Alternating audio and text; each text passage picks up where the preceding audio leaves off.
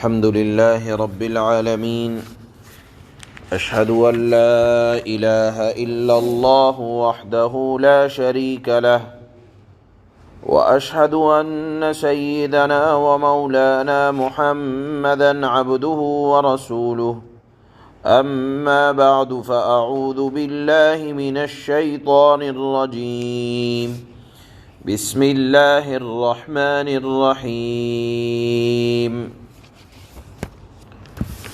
ألم تر أن الله أنزل من السماء ماء فسلكه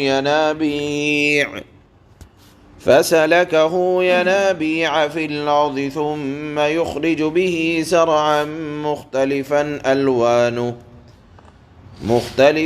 ألوانه ثم يهيج فتراه مصفرا ثم يجعله حطاما إن في ذلك لذكرى لأولي الألباب أفمن شرح الله صدره للإسلام فهو على نور من ربه فويل للقاسية قلوبهم من ذكر الله أولئك في ضلال مبين الله نزل أحسن الحديث كتابا متشابها مثانية تقشعر منه جلود الذين يخشون ربهم ثم تلين جلودهم وقلوبهم إلى ذكر الله ذلك هدى الله يهدي به من يشاء ومن يضلل الله فما له من هاد صدق الله مولانا العلی العظیم۔ یہ سورہ زمر کی 3 آیتیں اس وقت پڑھی جا رہی ہیں۔ ان آیتوں سے پہلے جو مضمون شروع ہوا تھا وہ یہ تھا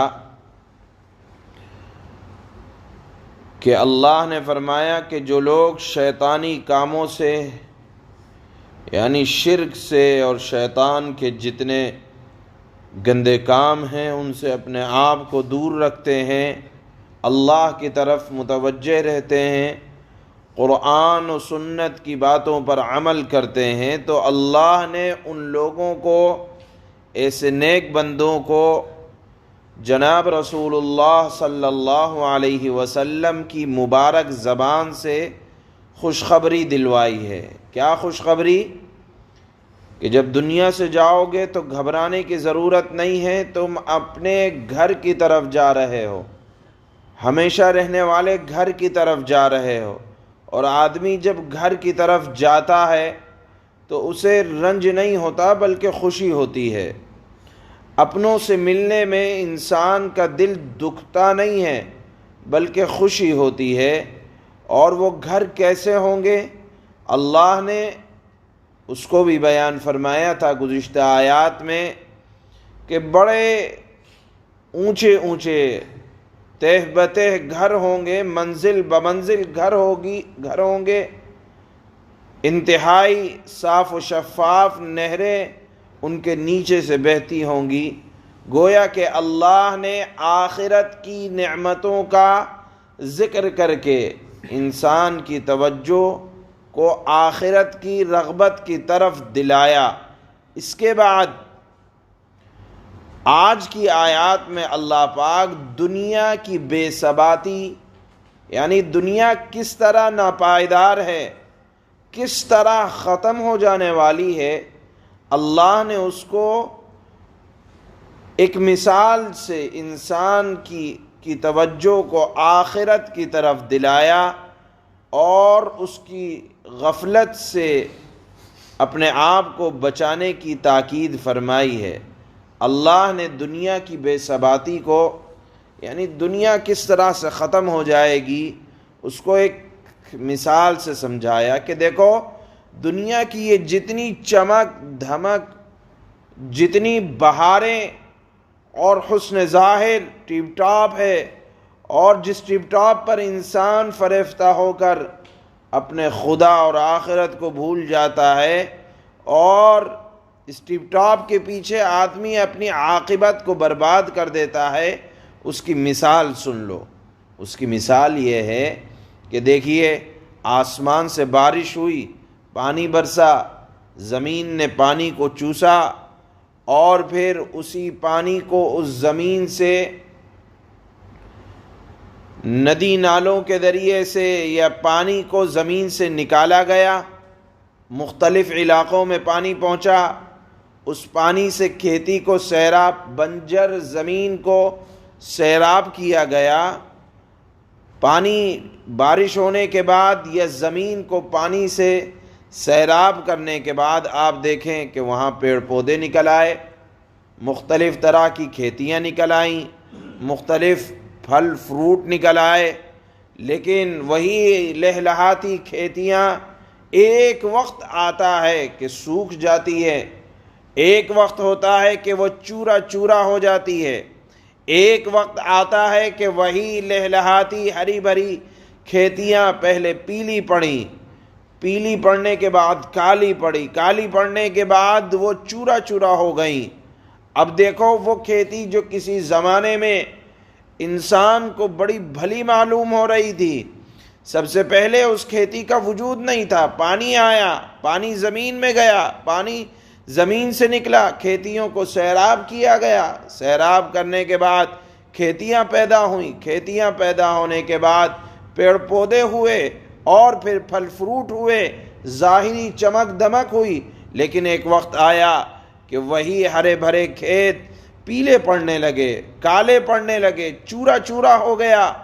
ان فی ذلک لذکری لأولی الالباب، اللہ نے اس مثال کو بیان کرنے کے بعد فرمایا کہ اس پورے نظام کے اندر اہل عقل کے لیے بڑی عبرت ہے کہ یہ دنیا نہیں تھی، اللہ نے وجود دیا، اس کا عروج آیا، ہماری اور آپ کی جوانی آئی، ہرا بھرا لگنے لگا، لیکن ایک وقت آتا ہے کہ اس عروج کو زوال ہوتا ہے، اور پھر آپ ایک دن دیکھیں گے کہ یہ ساری چمک دمک، سارا ٹیپ ٹاپ، سارا دکھلاوا چور چور ہو جائے گا، اور پھر لہذا جو چیز ختم ہونے والی ہو، جس کے لیے زوال ہو، اس کے سنوارنے کی بہت زیادہ کوشش اور فکر کا مطلب کیا؟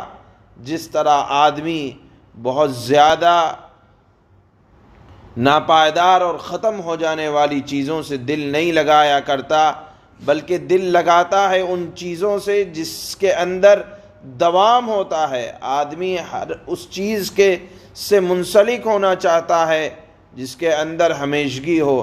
اللہ نے فرمایا کہ اپنے دل کو ہمیشگی والے گھر یعنی آخرت کی طرف اپنی توجہ کو لگاؤ، اور یہ دنیا تو دیکھو، اللہ نے دنیا کی قرآن کریم کے اندر مثال کئی جگہ دنیا کی کھیتی سے دی ہے کہ کھیتی کو ایک وقت آتا ہے آدمی بڑی عمدہ لگتی ہے، لیکن ایک وقت آتا ہے کہ اپنے ہاتھ سے اپنی کھیتی کو چورا چورا کرتا ہے، اپنی کھیتی کو اپنے ہاتھ سے جب وقت نکل جاتا ہے ختم کرتا ہے۔ اللہ نے فرمایا کہ دنیا بھی ایسی ہی ناپائیدار ہے جو ختم ہونے والی ہو، اس سے دل لگانے کا مطلب کیا ہے؟ اس کے بعد اللہ نے فرمایا افمن شرح اللہ صدرہ، کہ دیکھو یہ تمام مضامین ان لوگوں کو بڑے سمجھ میں آتے ہیں جن کے دل کو اللہ، جن کے سینے کو اللہ نے اسلام قبول کرنے کے لیے کھول دیا ہے، نہ ان مضامین کے سمجھنے سے کسی طرح کے شکوک و شبہات پیدا ہوتے ہیں۔ حدیث میں آتا ہے، حضرت عبداللہ ابن مسعود فرماتے ہیں کہ جب یہ آیت افمن شرح اللہ صدرہ للاسلام نازل ہوئی تو ہم نے اللہ کے نبی سے شرح صدر کا مطلب پوچھا کہ کیا ہے؟ آپ نے فرمایا کہ کہ جب ایمان کا نور انسان کے دل میں داخل ہوتا ہے تو انسان کا دل کھل جاتا ہے. یعنی کھلنے کا مطلب یہ ہے کہ پھر احکام اسلام، شریعت کو سمجھنا اس کے لیے آسان ہو جاتا ہے اور سمجھ کر عمل کرنا اس کے لیے آسان ہو جاتا ہے. یہ مطلب ہے شرح صدر کا. دل کے کھلنے کا مطلب یہ ہے کہ پھر شریعت پر عمل کرنے میں اس کو کسی قسم کی تکلیف نہیں ہوتی اور اس کے دل میں انقباض نہیں رہتا کہ میں کیسے عمل کروں، کیا ہوگا. اگر اللہ نے شریعت کو کھول دیا ہے دل کے اندر تو کوئی حکم شریعت کا انسان کے لیے مشکل نہیں رہ جاتا، اور پھر سکون اور اطمینان بھی حاصل ہوتا ہے. اللہ فرماتے ہیں لیکن کچھ لوگ وہ ہیں کہ ان کے دل سخت ہیں، پتھر کی طرح ہیں، کہ خدا کے ذکر سے ان کے دل متاثر نہیں ہوتے ہیں. اللہ نے فرمایا جن کے دل خدا کے ذکر سے متاثر نہ ہو اولئک فی ضلال مبین، ان کے لیے بڑی خرابی ہے اور کھلی گمراہی ہے. اس کے بعد اللہ نے اس دل کی سختی کا علاج بیان فرمایا کہ دیکھو اگر چاہتے ہو کہ اللہ دل کو اسلام کے احکامات کے لیے کھول دے اور اللہ دل کے اندر نور کو داخل کرے تو اس کا ایک علاج ہے. علاج یہ ہے کہ قرآن سے اپنا تعلق مضبوط کر لو. اللہ نے قرآن کے بارے میں ارشاد فرمایا کہ قرآن کا پڑھنا، قرآن کا سمجھنا، قرآن پر عمل یہ ایک ایسی چیز ہے جو اس دل کی سختی کو دور کرتا ہے اور دل کے اندر اسلام کا نور پیدا کرتا ہے. کیوں؟ اس لیے کہ یہ قرآن احسن الحدیث ہے. احسن الحدیث کا مطلب یہ ہے کہ دنیا میں کوئی بات قرآن سے بہتر نہیں ہو سکتی، دنیا میں کوئی کلام قرآن سے اچھا نہیں ہو سکتا. آپ دیکھیں قرآن کے علاوہ جتنے کلام ہیں آپ ان کو ایک بار پڑھیں، 2 بار پڑھیں، 3 بار پڑھیں، لیکن ایک وقت آئے گا کہ دل بھر جائے گا. لیکن قرآن کو ایک طالب علم جب سے ہوش سنبھالتا ہے، پڑھتا رہتا ہے، آخر اپنی زندگی کی انتہا کر دیتا ہے. لیکن قرآن پڑھنے سے کسی نے یہ نہیں کہا کہ میرا دل بھر گیا. لہذا اگر چاہتے ہو کہ دل کی سختی دور ہو جائے، اللہ دل کو اسلام کے نور سے مزین کر دے، تو قرآن کو پڑھنے کی عادت ڈالو. دوسرا وصف اللہ نے قرآن کا یہ بیان فرمایا متشابہہ. قرآن کے مضامین آپس میں ملتے جلتے ہیں. پوری کتاب شروع سے لے کر آخر تک قرآن کا مدعا ایک، قرآن کا عقیدہ ایک. آپ دیکھیں گے کہ قرآن کا کوئی مضمون دوسرے مضمون سے ٹکراؤ نہیں کھاتا ہے کہ قرآن نے ایک جگہ یہ بیان کر دیا، ایک جگہ یہ بیان کر دیا، بلکہ پورا قرآن کا مضمون ایک ہے. توحید، رسالت، آخرت، دنیا کی ناپائیداری، جنت جہنم کا ذکر، قرآن کے قصص، یہ تمام چیزیں ایسی ہیں جو ایک ہیں، ایک ہی مدعا، ایک ہی نظام، ایک ہی فکر. تو گویا کہ قرآن کے مضامین آپس میں ٹکراتے نہیں ہیں. قرآن کے معنی اور بیان میں یگانگت یعنی یکسانیت، ایک جیسا ہونا پایا جاتا ہے. قرآن کا تیسرا، ہماری اور آپ کی بات آج کچھ، کل کچھ، مجمع میں کچھ اور تنہائی میں کچھ. قرآن ایسا نہیں ہے. دنیا والے جب کوئی بات کرتے ہیں تو اپنی باتوں سے مکر جاتے ہیں، لیکن قرآن آپ شروع سے لے کر آخر تک پڑھتے چلے جائیں، کہیں آپ کو قرآن کے مضامین میں ٹکراؤ کی کوئی صورت نظر نہیں آئے گی. تو یہ قرآن کا امتیاز ہے. تیسرا وصف اللہ نے آج کی آیت میں قرآن کا یہ بیان فرمایا ہے کہ اللہ نے اس قرآن میں بہت سی حکمت کی باتیں، قصوں کی باتیں بار بار دہرائی ہیں. اسلوب بھی اللہ کا یہ دیکھیں ہر جگہ الگ الگ، انتہائی دل نشیں. ہم ایک واقعے کو بیان کریں گے تو ایک ہی طرح، لیکن اللہ کا انداز یہ ہے، واقعہ ایک ہے لیکن اس کے بیان کرنے کا انداز الگ ہے. اللہ نے کہیں کسی بات کو انتہائی تاکید کے ساتھ کسی بات پر روشنی ڈالی اور کہیں اس بات کو نظر انداز کیا. یہ قرآن کا امتیاز ہے، اللہ کی گفتگو کا انداز ہے کہ واقعہ تو ایک ہے لیکن اس کو مختلف اندازوں میں کیسے اللہ نے بیان کیا. یقیناً یہ اللہ ہی کی ذات ہے. دوسری بات کہ قرآن بار بار پڑھا جاتا ہے، اس کی بار بار تلاوت ہو جاتی ہے، لیکن دل پر یہ قرآن ذرا برابر گراں اور مشکل نہیں گزرتا، بلکہ ایک مرتبہ پڑھنے کے بعد بار بار قرآن کو پڑھنے کا دل چاہتا ہے.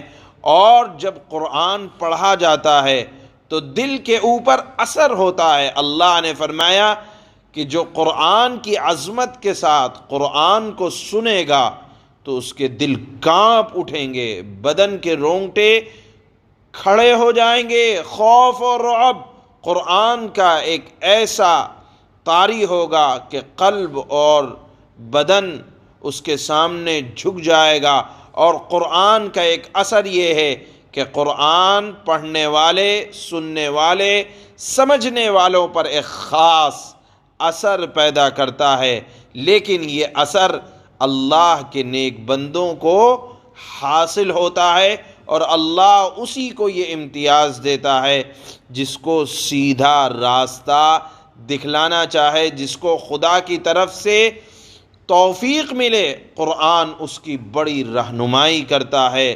قرآن پڑھنے سے دل متاثر ہوتا ہے اور اسلام کی رونق، ایمان کی چمک دل کے اندر آتی ہے.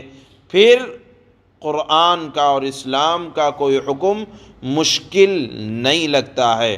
تو آج کی آیات میں اللہ نے دل کو کیسے نرم کیا جائے تو اس کا بھی علاج بیان فرمایا، اور اللہ نے فرمایا کہ دیکھو جن کا دل اسلام کے لیے کھل جاتا ہے انہیں شریعت پر عمل کرنے میں ذرا برابر مشکل نہیں ہوتی. اور اللہ نے دنیا اور آخرت کی جو مثالیں بیان فرمائی ہیں، جس کا دل میں شرح صدر ہو جائے تو وہ مثالیں بڑی اچھی طرح سمجھ میں آتی ہیں.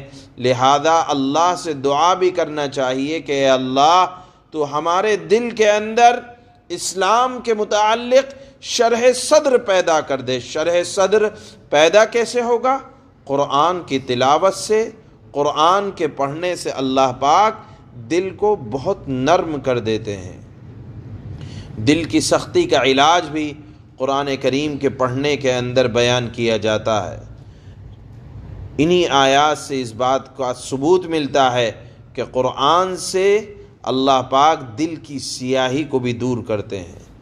چنانچہ اللہ نے فرمایا پہلے دنیا کی مثال کو کھیتی کے ذریعے سے سمجھایا کہ دیکھو دنیا کی کھیتی کس طرح چمک دھمک کے ساتھ آتی ہے لیکن پھر پیلی پڑ کے، کالی پڑ کے چورا چورا ہو جاتی ہے. اس دنیا کی ظاہری زیب و زینت بھی بالکل اسی طرح کی ہے. اللہ فرماتے ہیں أَلَمْ تَرَ أَنَّ اللَّهَ أَنزَلَ مِنَ السَّمَاءِ مَاءً فَسَلَكَهُ يَنَابِيعَ فِي الْأَرْضِ ثُمَّ يُخْرِجُ بِهِ زَرْعًا مُخْتَلِفًا ألوانه ثم يهيج فتراه مصفرا ثم يجعله حطاما إن في ذلك لذكرى لأولي الألباب. اے مخاطب، اے قرآن کے سننے والے، اے اللہ کو ماننے والے، کیا تو نے نہیں دیکھا کہ اللہ نے آسمان سے پانی اتارا، پھر اسے زمین کے سوتوں میں یعنی زمین کے اندر اللہ نے اس پانی کو پرو دیا، زمین نے پانی چوس لیا، پھر وہ اس پانی سے ایسی کھیتیاں وجود میں لاتا ہے، یعنی اللہ، جن کے رنگ مختلف ہیں، زمین ایک ہے لیکن آپ دیکھیں اس زمین سے کیسی کیسی کھیتیاں الگ الگ نکلتی ہیں، الگ الگ پھول، الگ الگ پھل۔ اللہ نے فرمایا جن کے رنگ بھی مختلف ہیں، پھر وہ کھیتیاں سوکھ جاتی ہیں، تو اے مخاطب تم انہیں دیکھتے ہو کہ پیلی پڑ گئیں، جو کھیتیاں ہری تھی پیلی پڑ گئیں، پھر وہ اللہ انہیں چورا چورا کر دیتا ہے۔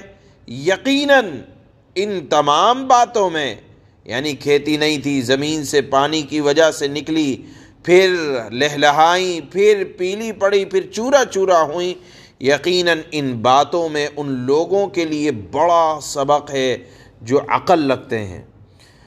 أَفَمَنْ شَرَحَ اللَّهُ صَدْرَهُ لِلْإِسْلَامِ فَهُوَ عَلَى نُورٍ مِّن رَّبِّهِ فَوَيْلٌ لِّلْقَاسِيَةِ قُلُوبُهُم مِّن ذِكْرِ اللَّهِ أُولَٰئِكَ فِي ضَلَالٍ مُّبِينٍ۔ بھلا کیا وہ آدمی جس کا سینہ اللہ پاک نے اسلام کے لیے کھول دیا ہے، جس کے نتیجے میں وہ اپنے پروردگار کی عطا کی ہوئی روشنی میں آ چکا ہے، سنگ دلوں کے برابر ہو سکتا ہے؟ یعنی پتھر دل اور جن کا دل شرح صدر کے ساتھ اسلام پر جمع ہوا ہے، یہ دونوں برابر نہیں ہو سکتے۔ ہاں، بربادی ان کی ہے جن کے دل اللہ کے ذکر سے سخت ہو چکے ہیں، یہ لوگ کھلی گمراہی میں پڑے ہوئے ہیں۔ اللہ نزل احسن الحدیث کتابا متشابہا مثانی تقشعر منہ جلود الذین یخشون ربهم ثم تلین جلودهم وقلوبهم إلى ذکر اللہ ذلك هدى اللہ یہدی به من یشاء وَمَن يُضْلِلِ اللَّهُ فَمَا لَهُ مِنْ هَادٍ۔ اللہ نے، اے بندو، اللہ نے بہترین کلام نازل فرمایا ہے، ایک ایسی کتاب نازل فرمائی جس کے مضامین ایک دوسرے سے ملتے جلتے ہیں، جس کی باتیں بار بار دہرائی گئی ہیں۔ کیوں دہرائی گئیں؟ تاکہ ایک عربی کا بڑا مقولہ ہے، اذا تکرر الکلام تقرر فی القلب، جب بات بار بار کی جاتی ہے تو دل پر جم جاتی ہے۔ قرآن بھی بار بار باتوں کو دہراتا ہے تاکہ بات دل میں اثر کر جائے۔ قرآن کی یہ صفت اللہ نے بیان فرمائی کہ اس کی باتیں بار بار دہرائی گئی ہیں۔ وہ لوگ جن کے دلوں میں اپنے پروردگار کا رعب ہے، ان کی کھالیں اس سے، یعنی قرآن کے مضامین سے کانپ اٹھتی ہیں، پھر ان کے جسم اور ان کے دل نرم ہو کر اللہ کی یاد کی طرف متوجہ ہو جاتے ہیں۔ معلوم یہ ہوا کہ قرآن کو پڑھنے سے، سننے سے، مضامین میں غور کرنے سے اللہ شرح صدر عطا فرماتے ہیں، دل کی سختی ختم ہوتی ہے۔ ذَلِكَ هُدَى اللَّهِ يَهْدِي بِهِ مَن يَشَاءُ، یہ اللہ کی ہدایت ہے جس کے ذریعے وہ جس کو چاہتا ہے راہ راست پر لے آتا ہے۔ وَمَن يُضْلِلِ اللَّهُ فَمَا لَهُ مِنْ هَادٍ، اور جسے اللہ راستے سے بھٹکا دے اسے کوئی راستے پر لانے والا نہیں ہے۔ سبحان اللہ۔